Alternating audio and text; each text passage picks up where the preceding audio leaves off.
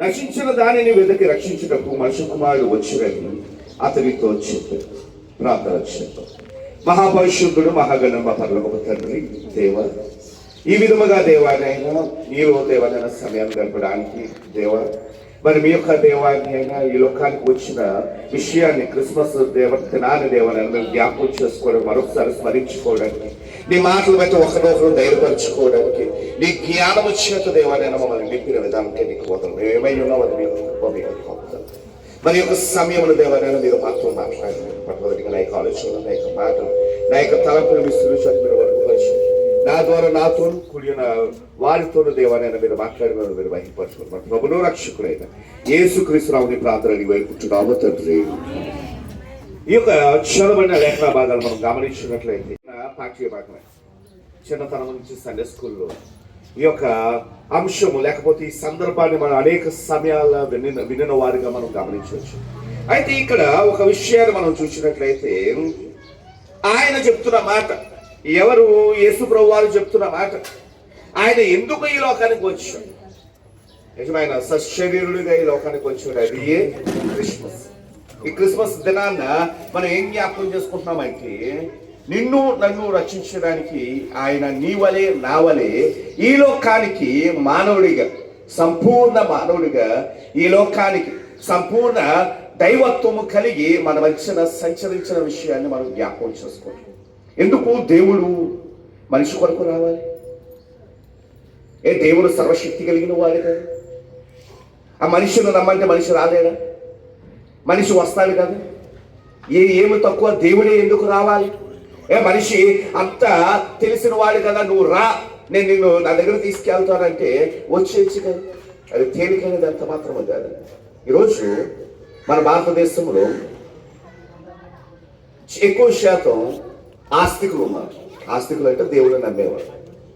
ఒక్కొక్కరు ఒక రకమైన నమ్మకం, ఒక్కొక్కరికి ఒక రకమైన అభిప్రాయం కలిగి ఉన్నాం. అసలు మతము అనగా, మతము అన్న పదం ఎక్కడి నుంచి వచ్చిందండి? మతి అన్న పదం నుంచి వచ్చింది. మతి అన్న పదము ఏంటి? స్త్రీమతి అంటారు. సాధారణంగా స్త్రీమతి అని పిలుస్తారు. అంటే మతి అంటే మనస్సు లేకపోతే ఆలోచన కదా. అసలు ఆ పురుషుడికి పెళ్ళైన తర్వాత మతి పని చేయడానికి స్త్రీమతి దేవుడు అనేది ఏం చెప్పండి. అంటే ఈరోజు చాలా మందికి చాలా రకాలైన అభిప్రాయాలు ఉన్నాయి. ఆస్తికులుగా, మరి లోకంలో నాస్తికులు ఉన్నారు, హేతువాదులు ఉన్నారు, ఆస్తికులు ఉన్నారు. నాస్తికులు అనగా దేవుడిని నమ్మని వారు, ఆస్తికులు అనగా దేవుడిని నమ్మేవారు, హేతువాదాలు అనగా ప్రతి దాన్ని ఏం చేసేవారు చెప్పండి? ఆలోచన చేస్తారు. అంటే లాజికల్గా వాళ్ళు ఏం చేసేవారు చెప్పండి? దాన్ని గమనించుకునేవారు. ఇలాగ చాలా రకాలు ఉన్నాయి. అయితే ఈరోజు ఆస్తికులుగా పిలువబడిన వారు అందరూ ఒక ఆశ, ఏదో ఒక రోజు అందరూ ఏమైపోతామండి? ఏదో ఒక రోజు అందరూ అనుభవించవలసిందంటే మరణాన్ని. చనిపోయిన తర్వాత అందరూ ఎక్కడికి వెళ్ళాలి? నేను దేవుని దగ్గరికి వెళ్ళాలి. ఆ దేవునికి వేరే అభిప్రాయాలు పెట్టుకున్నారు, వేరే ఆలోచనలు పెట్టుకున్నారు. ఈరోజు దేవుడు అనే అంశం మీద మనం ఆలోచన చేయాలి. ఇప్పుడు ఆ పేరు గురించి ఆలోచన చేయొద్దు, లేకపోతే అభిప్రాయాల గురించి ఆలోచన చేయొద్దు, కానీ దేవుని దగ్గరికి అందరూ వెళ్ళాలి. అందరూ ఎక్కడికి వెళ్ళాలి?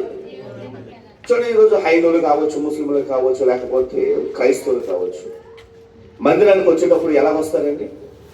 చక్కగా స్నానం చేసి శుభ్రంగా ఏం చేస్తారు? వస్తారు. స్నానం చేయకుండా ఎవరైనా వచ్చారా? నేను కూడా స్నానం చేసి వచ్చాను. ఎందుకంటే దేవుని దగ్గరికి వెళ్ళేటప్పుడు మనం ఎలా వెళ్ళాలి? ఎవరైనా ఒక హైందువులు ఏం చేస్తారంటే మడి కడతారు, లేకపోతే చాలా నిష్ఠ చేస్తారు, చాలా భక్తి చేస్తారు. ఏంటి ఆశ? దేవుని దగ్గరికి వెళ్ళేటప్పుడు నేను ఎలా వెళ్ళాలి? శుభ్రముగా వెళ్ళాలి. మరి అటువంటిది దేవుని దగ్గరికి వెళ్ళేటప్పుడు, అంటే చనిపోయిన తర్వాత దేవుని దగ్గరికి వెళ్ళేటప్పుడు ఏది శుభ్రపరచుకుని వెళ్ళాలంటే చెప్పండి, ఏది శుభ్రపరచుకోవాలి? మన అంతరంగ స్థితి. ఈరోజు పైన ఎన్నో శుభ్రపరచుకుంటారు, చచ్చిపోయిన తర్వాత దేవుని దగ్గరికి వెళ్ళగలమంటే అందుకే దేవుడు నువ్వు ఎప్పటికీ నా దగ్గరికి ఏం చేయను రాను. ఎందుకు? ఒక ఆ పదం ఉపయోగించారంటే అటు పవర్ పోయిందని మనం గమనిద్దాం. ఇక్కడ మనం చూసినట్లయితే రాజుల 2వ గ్రంథము 1వ అధ్యాయం 15వ వచనం మనం చూస్తూ ఉంటే, రాజుల 2వ గ్రంథము 1వ అధ్యాయం 15వ వచనం, ఎరుకో దగ్గర నుండి కనిపెట్టిన ప్రవక్తల శిష్యులు అతన్ని చూసి ఏలి ఆత్మ ఎలీషా మీద నిలిచి ఉన్నదని చెప్పి ఆ పట్టణానికి తీసుకెళ్లారు. 19వ వచనం, అంతటా ఆ పట్టణము వారు ఈ పట్టణంలో ఉన్న చోటు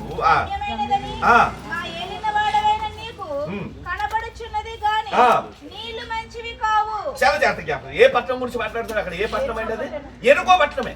అందుకే దానికి ఎలిషా స్ప్రింగ్ అన్న పేరు ఎందుకు వచ్చిందంటే, అంటే స్ప్రింగ్ అంటే అర్థం ఏంటంటే ఆ యొక్క స్ప్రింగ్ అంటే అర్థం ఏంటంటే ఈ యొక్క ఏంటి ఉబ్బు కూర్చున్న నీరు అన్నారు. అక్కడ ఏమని పేరు పెట్టారంటే ఎలిషా ఉబ్బు కూర్చున్న నీరు అని ఆ పట్టణానికి మరొక పేరు ఉందండి. అది జోసెఫస్ రాసుకుంటూ వచ్చారు తన పుస్తకంలో. ఏమైనా రాశాడంటే ఎందుకు అక్కడ ఒక సంఘటన జరిగించి నీళ్లు బాగోలేదంటే ఉప్పు తీసుకురండి, దాంట్లో ఉప్పును పోసిన వెంటనే ఆ నీళ్ళు ఏమైనాయి అంటే శుద్ధైంది. ఆ రోజు నుంచి ఆ పట్టణము సుభిక్షముగా ఉంది. ఆ పట్టణం చాలా సుభిక్షంగా ఉంది. ఎంతో సంపన్న పట్టణం అన్నమాట. ఆ పట్టణం ఎంతో గొప్పదంటే అక్కడ చాలా మనం ఏం చూడగలం అంటే పంట పొలాలు, ఎంతో రమ్యమైన పట్టణం అన్నమాట. ఇది సాధారణమైన పట్టణం కాదు. మరి అంత రమ్యమైన పట్టణంలో ఎవరు ఉంటారండి? ధనికులే ఉంటారు. నిజమే, అంత గొప్ప పట్టణము ధనికులే ఉన్నారు. ఆ పట్టణం గుండా వెళ్తూ ఉంటే ఆ పట్టణంలో ఒక సంఘటన జరిగేది. ఏంటి ఆ సంఘటన? ఇక్కడ అదే మనం చూస్తున్నాం. ఆ సంఘటన తర్వాత యేసుప్రభువు అన్న మాట ఇదే. అక్కడ ఉన్న వాటిని అందరితో చెప్తారు, రక్షించిన దానిని వెతక రక్షించడానికి మనుష్య కుమారుడు వచ్చి. ఏంటి ఆ సంఘటన? మనందరూ తెలిసిన సంఘటన, కానీ దీన్ని చాలా లోతుగా మనం అధ్యయనం చేస్తాం. మనకు అనిపిస్తుంది ఏముందంటే ఒక వ్యక్తి ఏం చేశాడు, చెట్టు ఎక్కాడు, ఏసైని చూశాడు, ఇంటికి ఏసై తీసుకెళ్ళాడు, అంతే కదా. ఈ యొక్క చెక్కయ్య కథలో ఇంకేముంది, ఏమి జరిగింది? ఈ సంఘటన మనం చాలా జాగ్రత్తగా ఆలోచన చేసినట్లయితే మొట్టమొదటిగా కొన్ని విషయాలు మొట్టమొదటిగా మనం చూద్దాం. 3వ వచనం మనం చూస్తే యేసు ఎవరు అని చూడగోరెను. చాలా జాగ్రత్తగా జ్ఞాపకం చేసుకో. మొదట ఎవరు చూడాలనుకున్నాడంటే యేసు ఎవరు, చాలా జాగ్రత్తగా జ్ఞాపకం చేసుకోండి. మనము ఈ యొక్క పాఠ్య భాగాన్ని అర్థం చేసుకోవాలంటే అక్కడ ఉన్న పరిస్థితులు మొదట అర్థం చేసుకోవాలి. ద కల్చర్ అండ్ సిచ్యువేషన్స్ మనకు అర్థమైతే ఆ యొక్క సందర్భము మనకి సంపూర్ణంగా అర్థమవుతుంది. ఈరోజు చాలా మంది అందరూ ఎవరు చూడాలనుకుంటారండి? నేను దేవుని చూడాలి. ఎందుకమ్మా దేవుని చూడాలంటే ఆయన ఎలా ఉంటాడు, ఆయన చూచుట గొప్ప బాధ్యత. నిజం, ఒక మన హైందవ సోదరులు వాళ్ళ అభిప్రాయం బట్టి వాళ్ళు దేవుని దర్శిస్తున్నప్పుడు ఎంతో ఆశతో, ఎంతో నిష్టతో, ఎంతో సంతోషంతో వెళ్తూ ఉంటారండి. కొండలు ఎక్కుతూ ఉంటారు, తిరుగుతూ ఉంటారు. నేను దేవుని చూడాలి.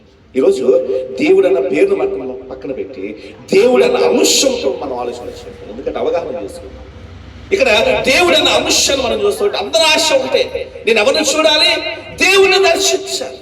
ఇక్కడ ఈ యొక్క చెక్కయ్య కూడా అంటున్నాడు ఆయన ఎవరో చూడాలన్న ఆశ ఉంటుంది.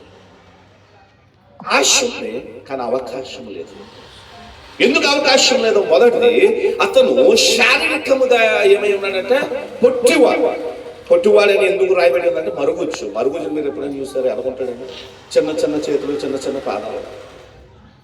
అయితే ఆయన పొట్టివాడే కాదు, ఇంకా మనం చెప్పుకోవాలంటే ఆయన ఎవరంటే అక్కడ రాయబడి ఉంది, అతని గురించి ఒక మాట రాయబడి ఉంది 2వ వచనం, దాని గుండా పోవచ్చుండను ఇదుగు సుంకరి గుప్తదారుడును ధనవంతుడైన చెక్కయ్య. అతను ఎవరంటే సుంకరి కాదు, సుంకరి వేరు, సుంకపు గుప్తదారుడు. ఇంగ్లీష్ లో మనం చూసినట్లయితే is the chief tax collector. ఆయన ఎటువంటి వాడు అంటే ప్రధాని. ఏ విషయములను? ఈ సుంకాన్ని వసూలు చేసే విషయంలో. రోమీలు ఏం చేసేవారంటే ఎంతగానో వారు శ్రమ పెడతా ఉండేవారు అన్నమాట.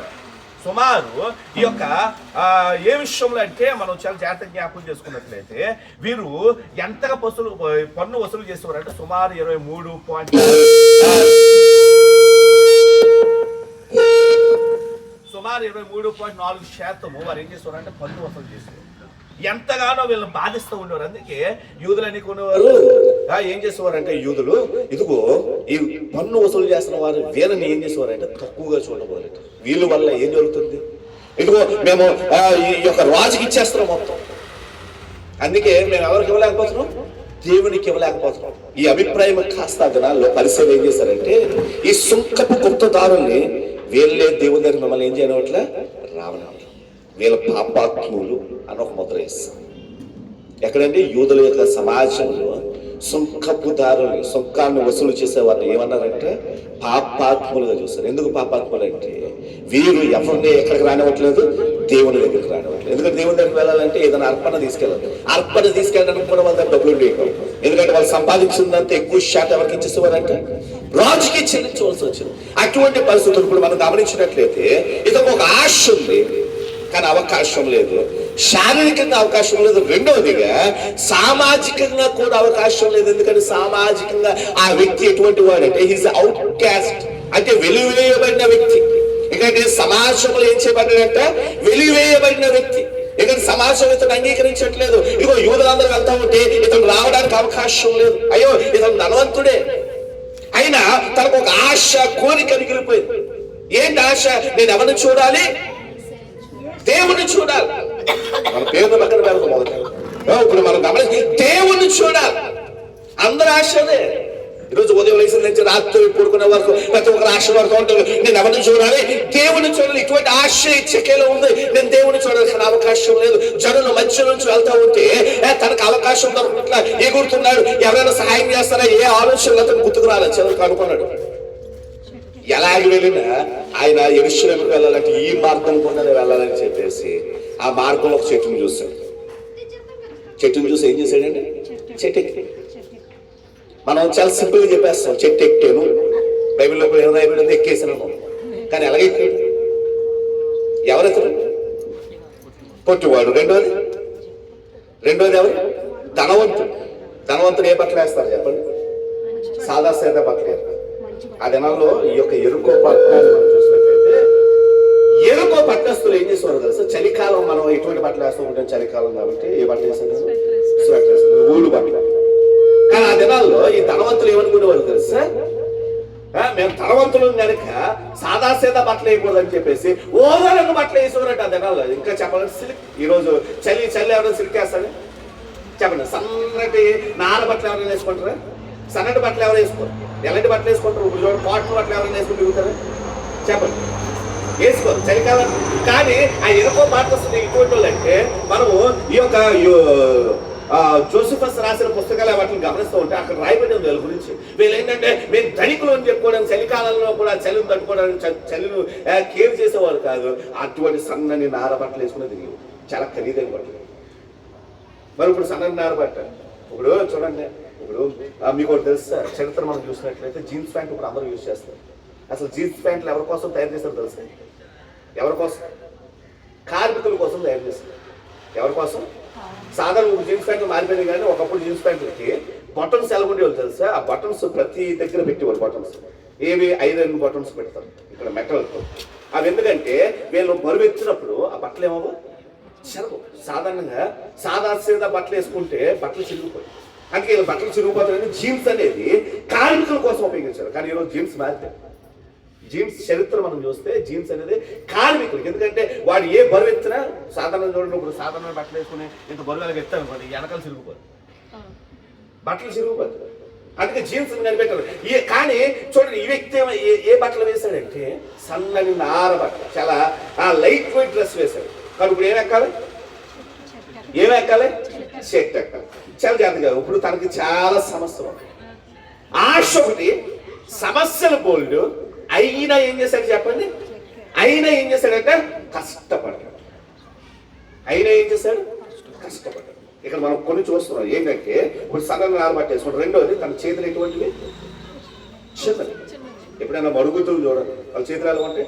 చిన్న పిల్లల చేతులు, కాళ్ళు చిన్నది. మీకు తెలుసు చిన్నపిల్లలు పట్టు ఉండదు ఎక్కువ, మనలాగా పట్టు పెట్టలేదు. ఇప్పుడు చిన్న చేతితో చెట్ని ఎలా ఎత్తుకుని ఎలా ఎక్కేసి ఉంటాడు? ఎన్నిసార్లు పడ్డాడో బైబిల్లో రాయబడ్డాడు, కానీ పడ్డాడు. ఎన్నిసార్లు ఇబ్బంది పడ్డాడు రాయబడరా, కానీ పడ్డాడు. ఎంతమంది నవ్వుకున్నారో రాయబడరా, కానీ నవ్వే ఉంటారు. ఈడేంట్రా బాబు, ఈడేంటి మెట్ట మధ్యాహ్నం వెళ్ళి చెట్టు ఎక్కుతున్నాడు, వీడు ఏం అవసరత? అయితే ఒకసారి జ్ఞాపకం చేసుకోండి, అందరికి డబ్బు ఉందా లేదా? ఉంది. డబ్బు నేను ఇస్తాను రా, నన్ను పల్లెకలో మోయండి రామొచ్చాను. కానీ ఆ ఆలోచన కూడా రాలా. ఎందుకో తెలుసా? నిజమైన భక్తి అంటే ఏంటో తెలుసా? దేవుని కొరకు నిజముగా కష్టపడదు. తన స్థితి గుర్తుకు రాదు. తన స్థితి ఏమి రాదండి? గుర్తుకు రాదు. ఇక్కడ జక్కయ్య ధనవంతుడు అన్న విషయాన్ని మర్చిపోయాడు. ఎందుకంటే నేను దేవుని చూడాలన్న ఆలోచన ఉన్నప్పుడు నీ స్థితి ఏంటో నువ్వు మర్చిపోదు. ఇక్కడ అదే కనిపిస్తుంది. తన స్థితిని మర్చిపోయాడు. పడ్డాడు. చూడండి ఎన్నిసార్లు పడ్డాడో, అందరూ నవ్వారో తెలియదు. పైకి కూర్చున్నాడు అంతే. కానీ ఇప్పుడు మనం జ్ఞాపకం చేసుకుందాం. పైకి కూర్చున్నాడు. ఏసైకి అంటాడు. మనం ఎన్నో ప్రయత్నాలు చేస్తాం. ఈరోజు చాలా మంది చేసే ప్రయత్నాలు, ఎన్నో ప్రయత్నాలు చేస్తాం. దేవుడు నన్ను చూడాలి, దేవుడు నన్ను మెచ్చాలి. నిజమే. ఏ మత ఆశపడేది ఏంటంటే దేవుడు నన్ను చూస్తే చాలండి. ఎవరు చూస్తే చాలు? ఇప్పుడు చెక్క కూడా అలాగే చెట్టెక్కి పైన కూర్చుని ఏం చేస్తాడంటే దేవుడు నన్ను ఏం చేయాలి, చూడాలనుకుంటున్నాడు. కానీ ఇప్పుడు మనం గమనించినట్లయితే ఆర్కిటెక్చరల్ లాంగ్వేజ్ లో మనం మాట్లాడినట్లయితే పైన చూస్తాడు, అది ఏ వ్యూ, టాప్ వ్యూ నుంచి చూస్తున్నప్పుడు ఏం కనిపిస్తుంది? తల్లే కనిపిస్తుంది. యూదులు ఏం వేసుకునేవారు? పురుషులు కూడా ఏం వేసుకునేవారు? అది ఈ రోజు దగ్గర రంగులు ఉన్నాయి కదా, రంగుల్లో ఊరు పైకి ఎక్కేసాడు, చూస్తున్నాడు, ఏమీ తెలియదు. పైన చూస్తే తలకేలే కనిపిస్తే ఏదో ముసుగులు వేసుకున్నారు, జుట్టు తెలియదు, మనుషులందరూ ఒకటే గెటం. అదనాలు ఇప్పుడు ఏ మనిషి అని ఏసేని తెలుస్తుంది? ఏసే వెళ్తా ఉంటే అనేక మంది ఆయన మీద పడుతున్నారు, ఎవరు ఏసేని తెలుస్తుంది? ఆశ అయితే ఉంది, చికెన్ కూర్చున్నాడు. ఈరోజు చాలా మంది ఆశపడుతున్నారు, చాలా మంది కష్టపడుతున్నారు. ఎందుకంటే నేను దేవుని చూడాలి. క్రిస్మస్ ఏం తెలియబడుతుందో తెలుసా? మనుషుల ఆశను దేవుడు తీర్చడానికి ఆయన దిగి వచ్చేస్తాడు. ఇక్కడ మనం అదే చూస్తున్నాం. ఏమని రాయబడి ఉందండి అక్కడ మనం చూసినట్లయితే 5వ వచనం, యేసు ఆ చోటికి వచ్చినప్పుడు. బైబిల్ ఇంకొక మాట రాయబడి ఉంది. ఏం రాయబడి ఉంది? గలతీయులకు రాసిన పత్రిక 4వ అధ్యాయం 4వ వచనం మనం చూస్తూ ఉంటే, కాలం ఏమైనప్పుడు అట్లా ఏమైనప్పుడు తీసుకోదాం. గలతీయులకు రాసిన పత్రిక 4వ అధ్యాయం 4వ వచనం, కాలం ఏమైనప్పుడు ఎప్పుడు రావాలప్పుడు, కాలము పరిపూర్ణమైనప్పుడు అది ఆయన ఈ లోకానికి తగిన సమయంలో వచ్చాడు. జక్కయ్య కూడా తెలుసు, జక్కయ్య చూస్తున్నాడు ఎక్కడ వేసి అక్కడికి వచ్చేసి వెంటనే ఆగిపోయాడు. ఆయన జక్కయ్య కోసం ఎందుకు ఆగిపోయాడు? ఈరోజు మనుషుల కోసం ఈ లోకానికి ఎందుకు వేసే వచ్చాడంటే నీ అవసరత, మనకు కావాల్సిన అవసరత ఏంటో మనకు తెలియదు. అదే అంటాడు, రక్షించిన దానిని వెతకి రక్షించి. ఎవరి దగ్గరకు రాలేకపోతున్నారు? దేవుని దగ్గర రాలే. ఆశ ఉంది, ప్రయత్నము చేస్తున్నారు, కానీ అవకాశం లేదు. జక్కయ్యకి అవకాశం ఉంది వేసే చూడడానికి లేదండి. మన ఆ పరిస్థితులు మనం ఆలోచన చేసి అందరూ ముసుగులేసి ఉన్నారు. ఎవరిని చూడగలరు వేసేయని? ఎవరిని తెలుసుకోగలరు? ఈరోజు చూడండి, నిన్ను రంగులు ఉన్నాయి, అగో పలానా వ్యక్తి బ్లూ కలర్ అన్నావు అనుకోండి, చూడొచ్చు. కానీ ఆ దినాల్లో ఒకటే రంగు అందరూ. బట్టల కోసం కూడా ఏమయ్యేవంటే ఆ దినాల్లో ఏమయ్యేవి చెప్పండి? దొంగతనాలు అయ్యేవి. అందుకే కదా ఈశ్వరరావు ఒక ఉపమానం చెప్పినప్పుడు, మంచి సమరాయుడు ఉపమానంలో ఏం చెప్తాడైనా, అతను బట్టలు కూడా దొంగతనం చేసుకుని పోయారు. ఎందుకంటే బట్టలే ఖరీదు, కొంతమందికి ఒకే చేత ఉండేదంట. అందుకే ఈశ్వరరావు గారు వెళ్తా ఉంటే కొంతమంది బట్టలు వేశారు. ఎప్పుడు ఆయన గాడిద మీద ఎక్కి ఆ ప్రవచన నెరవేర్పు కొరకు వెళ్తాం, కొంతమంది బట్టలు వేశారు. ఎందుకంటే వాళ్ళు వేసుకున్న బట్టలు వాళ్ళ మీద ఉన్నాయి, ఇంకో బట్టలు లేదు. అందుకే వాళ్ళు ఏం చేశారు తెలుసా? బట్టలు వేశారు. కానీ ఆ దినాల్లో బట్టలే గొప్ప. ఇప్పుడు ఏం చెప్పగలరు? ఎవరైనా వేసే చెప్పగలరు? ఎంతో సమూహమే. ఈరోజు మానవుడు ప్రయత్నిస్తాడు దేవుని దగ్గర చేరాలి, నేను దేవుని కొరకు ఉండాలి, దేవుణ్ణి నేను చూడాలనుకుంటే ఆ దేవుడు అటు సైడ్ నుంచి ఏం చేశాడంటే ఈయన వచ్చేసాడు. ఎందుకంటే మన వల్ల కానిది ఎవరు నెరవేర్చారండి? అదండి క్రిస్మస్. అందుకే దేవుడు దిగి వచ్చుట మానవుడికి క్రిస్మస్. ఈరోజు చాలా మంది అనుకుంటారు, ఎందుకు వేసే వచ్చాడంటే నువ్వు నేను మనము చేరలేకపోతున్నావు. జక్కయ్య ఇప్పుడు ఏమి చేత కాని వాడిలాగా చెట్టు మీద ఉండిపోతూ ఉంటే ఆ చెట్టు దగ్గరకు వచ్చి ఆగిపోయింది ఎవరు తెలుసా? దేవుడు ఆగిపోయాడు. ఆయన పేరు యేసు. రోజు ఈ మాట చెప్పనుకోండి, ఏసని నమ్ముకోండి. మేము ఎందుకు నమ్ముకోండి? మేమేం పాపం చేసాం? పాపం అనేది మరొకసారి చెప్తున్నా, పాపం అనేది క్రియ కాదండి. పాపం అనేది ఏంటి చెప్పండి? స్వభావము. పాపం అనేది ఏంటి? స్వభావం. రోజు చాలా మంది అనుకుంటారు నేనేం పాపం చేస్తాను. కాదు, పాపం అనేది స్వభావము. ఎవరైనా ఈ మాటను ఖచ్చితంగా అంగీకరించవలసిందే. ఎందుకంటే మానవ స్వభావంలో ఏముందో చెప్పండి? పాపమే ఉంది. అందుకే రోమీయులకు రాసిన పత్రిక 3వ అధ్యాయం 11వ వచనం మనం చూసినట్లయితే దేవుడు అదే అర్థము చేసుకున్న దేవుడు. అనేక పర్యాయములు దేవుడు మాట్లాడాడు. చూద్దాం, రోమీయులకు రాసిన పత్రిక 3వ అధ్యాయం 11వ వచనం.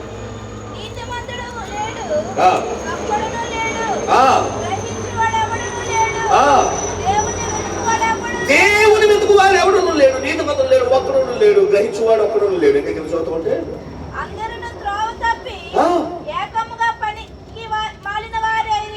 చూస్తారు అందరూ ఏమైపోయామండి? త్రోవ తప్పి పనికి మనం. ఈ మాట అంటే చాలా మంది కోపం వచ్చింది. నేనేం పనికి మనం, నేను మంచోడిని చెప్తాను. గుండెలో చేసుకుని చెప్తాను, గుండెలో చేసుకుని చెప్తాను. మనకంటూ దేవుడు ఏమి ఇచ్చాడంటే లోపల ఒక మెకానిజం పెట్టాడంటే బైబిల్ తెలిసిన వాళ్ళకి బైబిల్ ఒక మెకానిజం అయితే ప్రతి ఒక్కరికి ఒక మెకానిజం దేవుడు ఎక్కడ పెట్టాడు? లోపల పెట్టాడు. తెలుసు, రోమిలకు రాసిన పత్రికలో మనం చూస్తాం. సో నువ్వు ధర్మశాస్త్రం ఎరగని అన్నిజండు ఒకరు చచ్చిపోయాడు అనుకోండి, వాడికి కూడా ఒక లెక్క ఉందంట. దేవుడు ఎరగని వాడికి కూడా దేవుడు ఒక లెక్క పెట్టాడు. ఎందుకంటే దేవుడు అన్యాయస్తుడు కాదు, ఎవరిని పడితే అలాగా దేవుడు విడిచిపెట్టేవాడు కాదు. అని చూద్దాం, మనం చూసినట్లయితే రోమిలకు రాసిన పత్రిక 2వ అధ్యాయం 14 చూద్దాం. ధర్మశాస్త్రము లేని అన్యజనులు స్వాభావికముగా ధర్మశాస్త్ర సంబంధమైన క్రియలను ఎలా చేస్తారు? స్వాభావికంగా ధర్మశాస్త్రమైన క్రియలు చదువుతూ ఉంటే వారు ధర్మశాస్త్రం లేని వారైనను తమకు తామే ధర్మశాస్త్రమైనట్టున్నారు. అట్టి వారి మనస్సాక్షి కూడా సాక్ష్యం ఇచ్చుచుండగను, వారి తలంపులు ఒకదాని మీద ఒకటి తప్పు మోపుచు లేక తప్పు లేదని చెప్పుచుండగను. ధర్మశాస్త్ర సారాంశము తమ హృదయముల యందు రాయబడినట్లు. అది దేవుడు అందరిలో ఏం పెట్టాడు చెప్పండి? ఏం పెట్టాడు? మనస్సాక్షి పెట్టాడు. పెద్దలాంటి మనస్సాక్షి మనిషిని ఏం చేస్తుంది? గద్దెస్తుంది. తెలుసు అందరికి ఈరోజు గుండెలో చేసుకుని చెప్పండి, నేను మంచోడు అన్నవాడు ఎవడైనా ఉన్నాడంటే ఎంత మంచి చేసినా ఆ లోపల ఏమంటుంది? చెడేదని ఉంటుంది. నిజంగా ఇప్పుడు గుండె మీద వేసుకుని చెప్పండి. ఒకవేళ నేను చచ్చిపోయాను అనుకోండి, ఈరోజు శరీరం శుభ్రం చేసుకుని దేవుని దగ్గరికి వెళ్ళగలరు, కానీ ఈ లోపల ఉన్నదాన్ని నేను శుభ్రం చేసుకోకపోతే ఎక్కడికి వెళ్తాను? 2022వ సంవత్సరం ఫిబ్రవరి 24వ తారీఖు BBC పేపర్లో పబ్లికేషన్ వచ్చింది. వాషింగ్టన్లో జరిగిన సంఘటన. మీరు నెట్లో చూసి, నేను ఊరికనే చెప్పట్లేదు ఆ మాటలు, మీరు నెట్లో కూడా సెర్చ్ చేసిన మళ్ళీ చెప్తున్నా. 2022వ సంవత్సరం ఫిబ్రవరి 24వ తారీఖు వాషింగ్టన్లో జరిగిన సంఘటన. BBC న్యూస్ ఆర్టికల్ మీకు ఆన్లైన్లో అవైలబిలిటీలో ఉంది. అందులో జరిగింది. 74 సంవత్సరాలు ఉన్న ఒక వయసు కలిగిన వాడిని అనారోగ్య పరిస్థితులు ఉంటే ఎక్కడ తీసుకుని హాస్పిటల్ తీసుకెళ్తారు. స్కానింగ్ చేస్తారు, బ్రెయిన్కి సంబంధించిన స్కానింగ్స్, అంటే మళ్ళీ స్కానింగ్స్ ఉండవు అక్కడ, ఇంకా చాలా అడ్వాన్స్ స్కానింగ్స్ ఉంటాయి. అయితే మెదడు స్కాన్ చేస్తారు, ఈసీసీ అన్నీ ఒక దాంట్లో అయిపోతుంటే హార్ట్ అటాక్ ఏమైపోయిందంటే హార్ట్ అటాక్ వచ్చి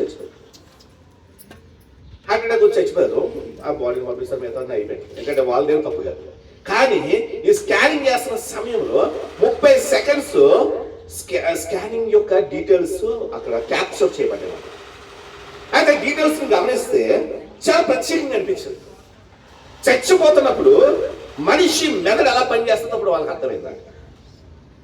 అయితే చాలా మంది సైకాలజిస్టులు వచ్చి ఏం చేశారంటే దాన్ని అధ్యయనం చేసి వాళ్ళు చాలా తెలిసిందే కదా, చచ్చిపోయినప్పుడు మెదడులో చాలా భాగాలు ఉంటాయి. ఎప్పుడైనా పక్షవాతం వచ్చిన మీరు చూసారు, కాలు చేయ లాగేస్తారు. నా తండ్రికి కూడా పక్షవాతం వచ్చేది, కాలు చేయ లాగేసింది. అయినా దేవుడు కొడుకుని బట్టి ఇప్పటికే దేవుడు అలాగే వాడుకుంటాడు. అయితే ఇటువైపు భాగాలు ఇటువైపు పనిచేస్తామంట. మెదడు ఇటువైపు స్థితి ఇక్కడికి పనిచేస్తుంది, ఇటువైపు స్థితి ఇక్కడికి పనిచేస్తుంది. అలాగే మెదడులో చాలా భాగాలు ఉంటాయి. కన్ను పనిచేయాలంటే ఒక భాగం, చెవులు పనిచేయాలంటే ఒక భాగం, నోరు పనిచేయాలంటే ఒక భాగం. అయితే వాళ్ళ స్కానింగ్లో ఏం చూస్తారంటే ఒక భాగం మాత్రం చచ్చిపోయేటప్పుడు ఏం చేస్తుందట? యాక్టివ్గా ఉందంట, మిగతా ఎక్కడ పనిచేయట్లేదు. బ్రెయిన్ ఒక భాగం మాత్రం చాలా స్పష్టంగా పనిచేస్తాం. ఆ ఏంట్రా భాగం అంటే అదేంటో తెలుసా? Memory section. దాని ఆ పేరు ఏంటిదండి? మెమోరీ అంటే జ్ఞాపకాలు దాచుకోవడం. ఏ జ్ఞాపకాలు దాచుకుంటారు చెప్పండి? మనిషి జీవితంలో జ్ఞాపకాలు ఏ జ్ఞాపకాలు దాచుకుంటాడు? మంచి చెడు. తన కళ్ళ ముందు తిరుగుతున్నాయంట. తన కళ్ళ ముందు ఏం చేస్తున్నాయంటే తిరుగుతున్నాయి.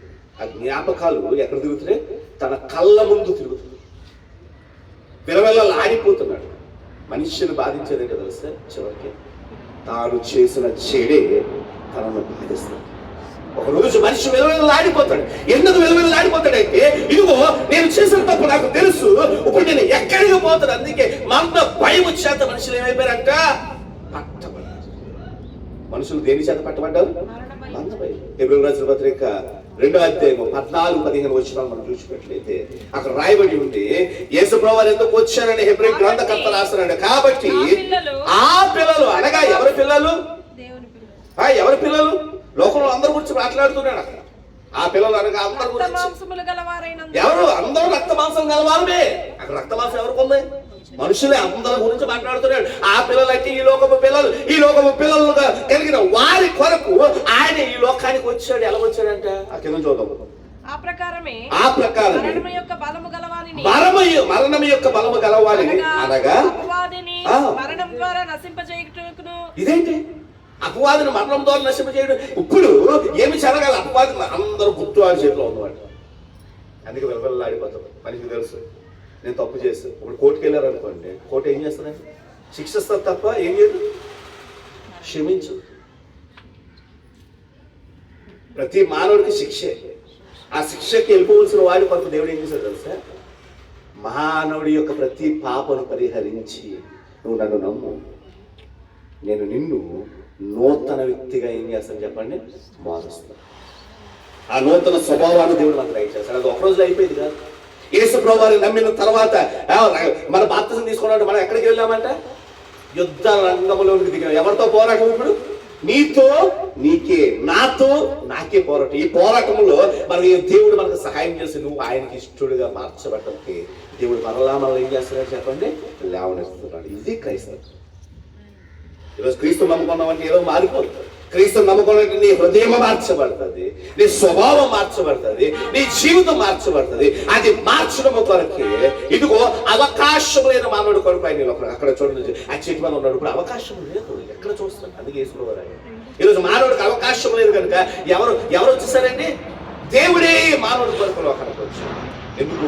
రక్షించిపోతున్న నిన్ను నన్ను మనలను ఆయన ఏం చేయడానికి చెప్పండి, రక్షించడానికి అక్కడికి వచ్చాడు. ఇది ఇక్కడ మనం గమనిస్తాం ఏం జరిగింది. ఆయన రక్షించారు. అందుకే ఇక్కడ లోక ఏమని రాశాడండి ఆయన గురించి? వెతక రక్షించడానికి ఒక మాట రాశాడు. ఏమని రాశాడు? ఎవరు? ఇదే మనిషి కుమారుడు అని ఎందుకన్నాడు? యేసుప్రభు గారి గురించి చాలా సార్లు రాయబడ్డాడు. ఇక్కడ మనుష్య కుమారుడు అని రాయబడిన మాట మనం గమనించినట్లయితే, మనుష్య కుమారుడు అన్న మాట దేని కొరకు ఉపయోగించుకోండి? మనుష్యులకు కుమారుడు. క్లియర్ చెప్పుకోవాలంటే అది ఎవరి కుమారుడు చెప్పండి. ఇదేంటి మనుషులకు కుమారుడు ఎందుకు అవ్వాలైనా? మనుషులకు ఎందుకు కుమారుడు అవ్వాలైనా? ఇది దేవుడు మనుషులకు కుమారుడు ఎందుకు? మనం దాన్ని లోతుగా ఆలోచన చేసినట్లయితే యెషయా గ్రంథంలోకి వెళ్తే మనకి దాని స్పష్టత మనకు బాగా అర్థమవుతుంది. యెషయా గ్రంథం 9వ అధ్యాయం ప్రతి ఒక్కరు పెడతాం. చాలా జాగ్రత్తగా మీరు ఆలోచించవలసిందిగా నేను గమనిస్తున్నాను. ఆ 9వ అధ్యాయము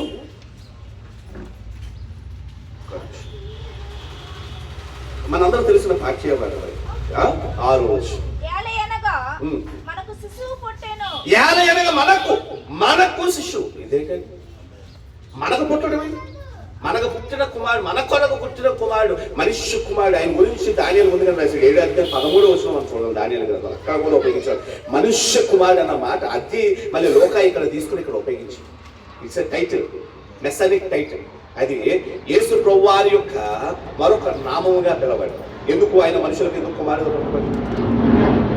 హైందవ భావశాలలో ఒక మాట, ఉన్నవ నరకం నుంచి కాపాడువాడేవాడు కుమారుడు. అందుకే చాలా మంది ఏం చేశారంటే కొడుకులు కావాలి. పెద్ద కొడుకు తండ్రికి, చిన్న కొడుకు తల్లి. ఆడపిల్లలు కూడా అయ్యో ఆడపిల్ల పుట్టేసిందా వడ్ల గింజ తెచ్చి రోడ్లు పడేసి చచ్చిపోయింది. పుట్టగానే వడ్ల గింజ. ఇంకా కొడుకులు కావాలి. ఎందుకు? కొడుకులు పుడతాను. నేను ఎక్కడికి పోతాను? నేను ఎక్కడికి పోతాను? స్వర్గానికి పోతాను. అది అభిప్రాయం. దాని కొరకు ఆడపిల్లని చెప్పేశారు. నిజమేనండి, జరిగింది చరిత్ర. మనం కళ్ళారా చూస్తే ఇప్పటికి ఆశపడతారు చాలా మంది. నాకు కొడుకు కావాలి, కొడుకు కావాలి, కొడుకు పొన్న నరక నుంచి కాపాడుతాను అంటే ఇక్కడే నరకం చూపించేస్తాడు కొడుకు.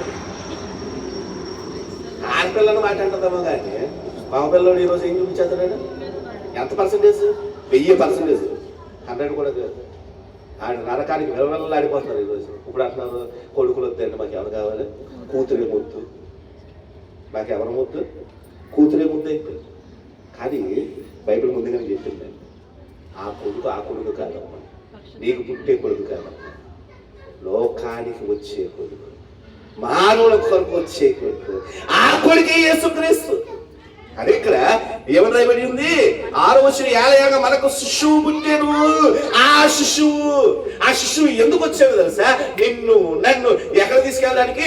ఆ నరకము నుంచి తప్పించి ఆయన యొద్దకు తీసుకెళ్ళడానికి. అక్కడ జరగవలసింది మన స్వభావం మార్చబడడం కొరకు ఆయనే మానవుడికి ఒకరికి వచ్చేసాడు. అది ఆ చెక్క చెట్టుకి చదువుతుంది తెలియదు. చెక్క కనపరుచుకున్నావు రక్షకుడు ఆయన రక్షణ తెచ్చి. క్రిస్మస్ ఏంటి తెలుసా? రక్షకుడు వచ్చి రక్షణ తీసుకొచ్చి. రక్షకుడు ఎందుకు వచ్చాడు తెలుసా? నీ భారాన్ని మోయడానికి. ఆ భారాన్ని మోసి రక్షణ తెచ్చి. అందుకే చక్కయ్య దగ్గర అయిపోతుంది. చక్కయ్య రా, త్వరగా రా, నీ ఇంటి దగ్గర అందరూ చదువుకుంటారు అక్కడ. మనం 7వ వచనం చూస్తుంటే అక్కడ 19వ లోకస్వార్త అందరూ అది చూసి అందుకే మాట్లాడాడు, నేను వచ్చింది ఎవరి కొరకు వచ్చాను? పడిపోయి ఏడ్చి ఎందుకు పాపం అంటే ఏదో క్రియల ద్వారా కాదు, మనలో ఉండిపోయిన స్వభావం మిమ్మల్ని ఎలా మార్చేస్తుంది. యాకోబు పత్రిక 1వ అధ్యాయం 14 వచ్చిన యాకోబు పత్రిక 1వ అధ్యాయం 14 వచ్చి ప్రతివాడు తన స్వకీయమైన దురాశ చేత ఎడవబడి మరలు కొల్చబడి చూసారా ఎక్కడ ఉంది? అది లోపల ఉంది. శోధింపబడి ఏమవుతుందంట? దురాశ గర్భం ధరించి. అది చూసారా, దురాశ ఏం ధరించిందంట? పాపాన్ని కమ్మ. అందుకే మనిషి దురాశ కలిగిన వాడు అయిపోతాడు. చిన్నప్పటి నుంచి తీసుకుని పిల్లల్లోకి ఏమొచ్చారు? పిల్లలు ఏం దురాశ ఎందుకు? ఆడి దగ్గర ఉన్నది కూడా ఏమంటాడు? జోబులు ఎక్కుంటాడు. ఏదో తినడానికి కూడా ఉంది, నాకు ఎవరైతే ఏమంటాడు? లేదంటాడు మొదట. ఎందుకు లేదు? ఈ ఉంది కదా అంటే దురాశ. ఎందుకు నీ దురాశ? నాకు సరిపోదంట. కానీ నీకేం తేవాలంటారు? లారీడు చొక్కం తీసుకురా. లారీడు తినగాలంటే తినేస్తారంట. ఆశకి దురాశకి చాలా తేడా ఉంది. ఒకలా కనిపిస్తుంది. కోరుకోవడం తప్పే. మనిషి ఏం కోరుకుంటాడు చెప్పండి. ఇప్పుడు స్థిరంగా మీరు ఉన్నారండి, ఏమైనా ప్రార్థన చేస్తారు? ప్రభా నా కొడుక్కి ఫస్ట్ వచ్చేది. నీ కొడుకు ఫస్ట్, మన పక్క కొడుకు. నా కొడుకు ఉద్యోగం వచ్చేది, మన పక్క కొడుకు. మిగతా లేదా అంటే నేను కోరుకు అంటే మన కోరికల్లో కూడా ఏముంది? దురాశ. అదే దురాశ. ఆశ మితిమీరిపోయింది. ఆశకి దురాశకి ఏంటంటే నా ఒక్కడికే అది దురాశ. నాకు కూడా అన్నవాళ్ళు చాలా తప్ప. నాకు కూడా అంటారు చెప్పండి. నాకు కూడా అనేవాళ్ళు ఎవరైనా ఉన్నారు. ఇప్పుడు క్రిస్మస్ షాపింగ్కి వెళ్ళి ఉంటారు, ఏమనుకుంటారు? నాకు మెచ్చింది నాకు దొరికేదని వెళ్ళి ఉంటారు, అంతే కదా. పర్లేదులే అయిపోయిన తర్వాత ఏదో దొరికితే పర్లేదు. ఎలాగే ఉంటారు చెప్పండి. స్త్రీలుగా మీరు ఉన్నారు కదా, బట్టలు కొనేటప్పుడు ఎలాగే ఉంటారు చెప్పండి. ఆయన తోసేసి ఎలా తోసేసి మధ్యలో చెయ్యి ఎత్తే మనకు మళ్ళీ వేస్తాం. నాకు నచ్చుతున్నారు, అప్పుడు నచ్చకపోతే అప్పుడు ఇసిరేస్తాం తీసుకుని. అంటే ఆలోచన చేసుకుని ప్రతి ఒక్కరు ఏముంది చెప్పండి. మా దురాశ ఏం తీసుకొస్తాం? కానీ దేవుని ఆశ మనుషులు ఏం తీసుకొస్తుందంటే, దేవునిలో ఆశ కలిగిన వాడు చక్కగా ఆశపడ్డాడు, ఎక్కడ దేవుడు అయిపోయి ఇంటికి తీసుకెళ్ళాడు. ఆయన ఏమైనా ఎప్పుడు వేసుకోవాలి? చెప్పకుండా ఏం చేస్తున్నాడు? ఏం చేస్తున్నాడు చెప్పండి. ఆయన కింద చదువుతాడు, మనందరూ తెలిసిన పాఠ్యపద్ధతి. దీంట్లో భాగం ఇచ్చేసాడండి. ఆస్తులు ఆస్తులు ఎలా భాగం ఇచ్చేసాడు? అసలు ఇదంతా ఎక్కడ రాయబడి చెప్తే ధర్మశాస్త్రంలో రాయబడిన మాటలు జక్కయ్య ఎలా చేశాడు? జక్కయ్య ఎలా చేశాడు? ఇవన్నీ ధర్మశాస్త్రంలో రాయబడ్డాయండి. చూడండి, నిర్గమకాండం 5వ అధ్యాయము 6-7 వచనం మనం చూస్తూ ఉంటే, నిర్గమకాండము 5వ అధ్యాయము 6-7 వచనం చూడండి. క్షమించండి, సంఖ్యాకాండము 5వ అధ్యాయము 6-7 వచనం. క్షమించండి, సంఖ్యాకాండము 5వ అధ్యాయము 6-7 వచనం.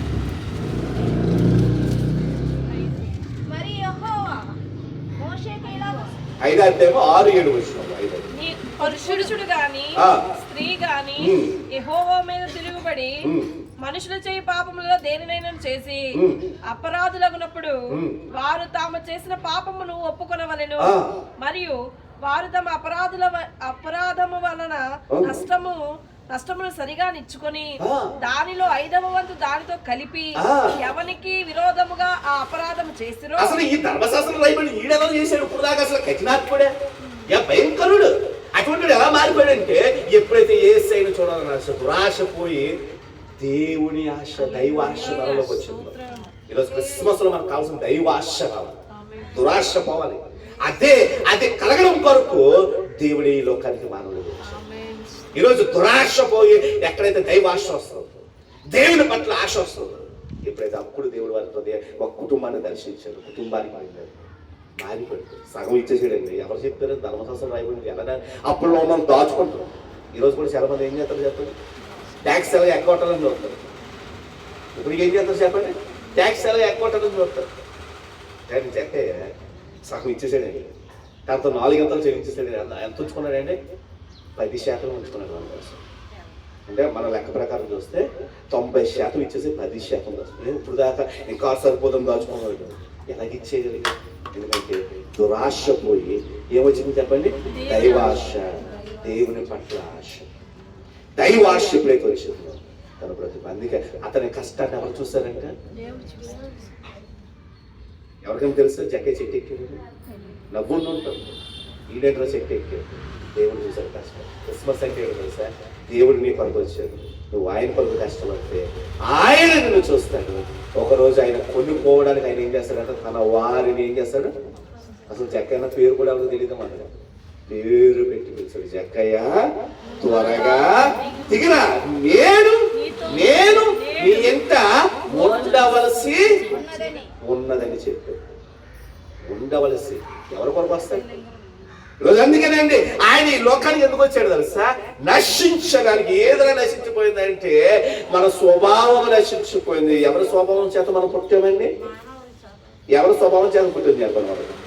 దేవుడు ఏ స్వభావం చేత పుట్టించాడు? ఏ పోలిక? దేవుని పోలిక. అంటే పోలిక అంటే పోలికలు 2 రకాలు. రూపం అనేది ఒక పోలిక అయితే, రెండోది ఏ పోలిక? చాలాసార్లు పిల్లలు పుట్టినప్పుడు ఏం చేస్తారు? అబ్బా నా కన్ను, నా ముక్కు, నా చెవులు వచ్చేసినాయి అంటారు. తర్వాత కూడా ఏమంటారు? అది చేతన పనులు చూసారా? నీ తాత బుద్ధులు వచ్చినాయిదా, మీ మామ బుద్ధులు వచ్చినాయిదా, మీ నాన్న బుద్ధులు వచ్చినాయి. అంటే పోలికలు 2 రకాలు. ఒకటి కనిపించే పోలిక, కనిపించని పోలిక. అక్కడ ఆది కాలంలో చెప్పింది ఏంటో తెలుసా? కనిపించని పోలిక, అంతరంగ పోలిక. ఆ పోలిక పోయింది ఎప్పుడైతే దేవుని మాత్రం వాడు వ్యతిరేకించారు. ఎప్పుడైతే అపవాది మాట విన్నారు, వాడి పోలిక వచ్చేసి తిరుగుబాటు పోలిక. ఈరోజు ఆ పోలిక పోయి మళ్ళీ ఏ పోలిక రావాలి? లోబడే పోలిక. ఎంత చెప్పినా మాట వినేవాడు కదా జక్కయ్య. ఎప్పుడైతే దైవాశ వచ్చిందో తన బ్రతుకు మారిపోయింది. ఏమైనా ప్రసంగం చేశాడు జక్కయ్య ఇంటికి వెళ్ళి? ఏ ప్రసంగం చేయలే. దైవాశ తన బ్రతుకును మార్చేసింది. ఈరోజు క్రైస్తవులు మనం జ్ఞాపకం చేస్తాం. ఈరోజు అందరి కొరకు వచ్చిన దేవుడు ఈరోజు నిన్ను నన్ను చూస్తుంది ఏంటో తెలుసా? నీలో ఏ ఆశ కలిగి ఉన్నావు తెలుసా? ఈరోజు ఎలా తయారయ్యామో తెలుసా? మాకు పాట ఉన్నదని పాస్టర్ మేము రావునండి చర్చికి. పాటకి దేవుడికి సంబంధం ఏంటన్నా? తర్వాత ఎవరా అంటే ఉదాహరణ అంటున్నా, మా చర్చిలో వాళ్ళంటే పొలం చేస్తే నాకు కోపం. ఎంత కోపం అంటే ఇంకోసారి మొహం కూడా పెళ్ళం. ఎందుకు? నీకు దైవాశ లేదు. అలాంటి ఆశలతో రాకండి. దేవుని కొరకు పరిగెత్తుకోవాలి. దేవుడే ప్రాబ్లం పెట్టి ఆ రోజు ఎంతమంది చెట్లు ఎక్కారు? ఎక్కలేదా? అవి చెక్క ఒకరే చెట్టు ఎక్కాడా? చాలా మంది ఎక్కారు. ఎంతమంది పైన వెతికారు, ఎవరి దగ్గర రాలా. దైవాశ కలిగిన దేవుడు అక్కడ ఆగిపోయాడు. ఈరోజు నిజమైన క్రిస్మస్ నీ జీవితంలో గొప్ప వెలుగులు చూడాలంటే దేవుడి ఆశ కలిగి జీవించు. ఆయన నీ కొరకు వచ్చాడు. నువ్వు ఆశ కలిగి ఉంటే నీ బ్రతుకులో మార్పు వస్తుంది. ఖచ్చితంగా ఆ రోజు నువ్వు చెప్పగలవు. నీ మరణం నీకేమవుతుంది చెప్పండి? ఆ రోజు మేలవుతుంది. గందరగోళము ఎంత మాత్రం ఉంటుంది. అటువంటి ఖచ్చితంగా చెప్తాడు, నేను కళ్ళు మూసిన వెంటనే మళ్ళీ ఎవరిని కలుసుకోబోతున్నాను? నా దేవుడిని నేను ఏం చేసుకోబోతున్నాను? ఆ దేవుడేనండి మానవుల రక్షణ కొరకు ఈ లోకానికి వచ్చాడు. ఆ దేవుని పేరు యేసుక్రీస్తు. అందరూ వెతుకుతున్నారు దేవుడి దగ్గరికి వెళ్ళాలని. ఆ మార్గం ఎవరంట? ఆ మార్గం ఎవరంట? యేసు తప్ప ఇంకెవరు లేరు. అందుకని చెప్పాడు. ఏమని చెప్తున్నాడండి? యేసు నేనే మార్గమును సత్యమును జీవమునై ఉన్నాను. అది నేను గర్వంగా చెప్తున్నా ఒక దైవజనుడిగా. ఈరోజు అది మీరు ప్రతి ఒక్కరు అంగీకరించవలసింది. ఎందుకు తెలుసా? మన హృదయాలు మార్చబడాలి, మన స్వభావం మార్చబడాలంటే యేసు తప్ప ఇంకొక మార్గం అనేది ఏం లేదండి, లేదు. ఈరోజు అంగీకరించు. ఇదే క్రిస్మస్ అక్కడ అదే జరిగింది. ధర్మశాస్త్రం రాయబడింది. ధర్మశాస్త్రం రాయబడిన ఎవరికి ఏం లేదు, అందరికీ తెలుసు. మనస్సాక్షి ఉంది, అందరికీ తెలుసు. అయినా మనస్సాక్షిని బట్టి ఎవరు జీవించలేకపోతున్నారు. అది జీవించాలంటే ఆ స్వభావం దురాశ పోయి దైవాశ కలిగిన ఆ యొక్క హృదయం వచ్చినప్పుడే దేవుని కొరకు ఏం చేయగలరంటే మానవుడు బ్రతకడు. అందుకే సమస్తాన్ని సహం ఎవడో వేసుకుంటాడంటే ఈ ఆశ సహం ఇచ్చేవాడు వస్తావా? అదే లోకసోత 18 టైంలో అయితే ఒకరికి అదే మాట చెప్పాడు, అయ్యా నీలో ఒకటి పొదువు ఉంది. అది కంటిన్యూషన్. నీలో ఒకటి పొదువు ఉంది అంటే ఏం చేశాడు? మొహం ముడుచుకుని ఏం చేశాడు? వెళ్ళిపోయాడు. కానీ అంతకన్నా గొప్పవాడు ఇతను. అంతకన్నా గొప్పతనాన్ని సంపాదించినోడు చెక్క అతనితో పోల్చుకుంటాడు. కానీ ఇతను ఏం చేశాడు తెలుసా? యేసు ప్రభువు ఏమి చెప్పకుండా ఈరోజు నిజమైన క్రిస్మస్ దీవెన మీకు కావాలంటే ఆయన స్వభావాన్ని నువ్వు ధరించుకున్నప్పుడు అది నిజమైన క్రిస్మస్ దేవుడు. ప్రార్థన చేస్తున్నాం. మహాపరిశుద్ధుడు మహాగణుడు మా పరలోకపు తండ్రి దేవా, ఈ యొక్క దేవాలైనా నువ్వు ఉదయకాల సమయంలో మరొకసారి నీ మాటలు దేవాలైనా నువ్వు సశరీరుడిగా ఈ లోకానికి రావడమే క్రిస్మస్. ఎందుకంటే మేము నీ దగ్గరికి వెళ్ళలేకపోతున్నాం. మా బ్రతుకుల దేవాలైనా మాలో ఉన్న దురాశ అది పాపాన్ని దేవాలైనా చరించి మా బ్రతుకుల దేవాలైనా మమ్మల్ని నీ దగ్గరికి రానివ్వకుండా ఆపేస్తాం. అవునే, అందుకే వాటిని దేవాలైనా తెంచివేయడానికి మా హృదయాన్ని మార్చడానికి, ఎందుకంటే నువ్వు సెలవిచ్చున్నావు ఆ యొక్క 20వ గ్రంథంలో ఇదిగో మీలో దేవాలైనా నూతనమైన నిబంధన చేస్తారట. అవునే, ఆ నూతన నిబంధన చేయడానికి ఇక్కడికి వచ్చి ఉన్నావు. అవునయ్యా, ఈ రక్తము ద్వారా నూతన నిబంధన చేస్తున్నాం. దాన్ని అంగీకరించిన ద్వారా దేవాలైనా ఇదిగో మా స్వభావం మార్చబడుతుంది. పాప స్వభావం పోయి, దురాశ స్వభావం పోయి, దైవ ఆశ స్వభావం మాలో కలగజేస్తున్నాం. నీ కొరకు బ్రతికే స్వభావాన్ని కలగజేస్తున్నాం. నీ కొరకు దేవాన్ని ఆయన జీవించే స్వభావాన్ని మాకు దయచేస్తున్నాం. ఆ స్వభావాన్ని బట్టి మేము కలిగి ఉండడానికి సహాయించు. మరి దేవాలయ నీ బాధ్యత అందరైతే విని ఉన్నారు వారి జీవితంలో కూడా దేవాన్ని నీ యొక్క దేవాన్ని ఆయన కార్యములు జరిగించండి. దేవాలైనా నీ యొక్క దేవాలయ ఆలోచన మాటలు గ్రహించుకుని దేవాలైనా ఏది సత్యము దేవాలయ దాని అందు దేవ స్థిరపడడానికి సహాయం చేస్తున్నావు. అవును, రక్షించ దాన్ని వెతక రక్షించడానికి వచ్చి నువ్వు వెతికావయ్యా, రక్షించు. ఆ రక్షణ మేము కాపాడుకునే వాళ్ళగా ఉంటున్నాం సార్. మరి ప్రభునో రక్షకులైన యేసుక్రీస్తు రావుని ప్రార్థన వేడుకుంటున్నాము తండ్రి. మరి చక్కటి సమయాన్ని ఇచ్చిన మరి దైవజనులకు మరి ఇరువురికి